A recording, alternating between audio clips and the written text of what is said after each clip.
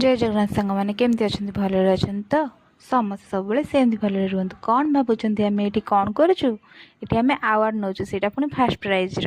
कौन भावुं चलते देखा कौन मनीष जीवन बहुत व्यस्त ता भर कि समय बाहर करने आम ठाकुर आम कान्हा कौन जापारे तो एथर कौन आम से आवार्ड पाऊलु। हाँ सांग मैंने आमर गोटे झोटी प्रतियोगिता थिला कॉलेज रे तो से आम आवार्ड पाऊलु से आम फास्ट होइथिलु।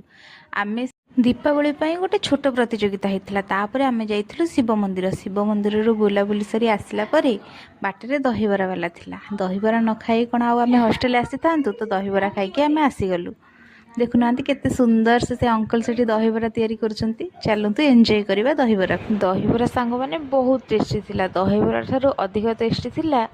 तार दही पानी कहते ना कटकर दहीबरा तो कटकर दहीबरा सतरे बहुत नियारा आ बहुत टेस्टी थरे आपण मैंने भी आसतु खातु कटक चौदार पाखे जो अंकल दहीबरा तैयारी करछंती ना बहुत टेस्टी से दहीबरा खाइले ही आप आज दहीबरा खाई आसला देखु मौसमटा केते सुंदर है। आज दीपावली थिला आ दीपावली रे केते वर्षा होइथिला कहली न सरे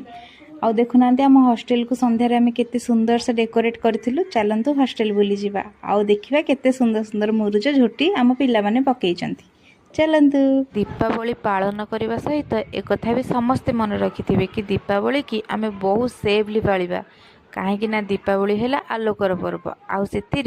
आम आलोक ही जालिबा बाण अधिक फुटेबानी कि परिवेश को दूषित करवानी शब्द प्रदूषण करवानी निजको सेव रखा। रहुची जय जगन्नाथ भले रुहतु।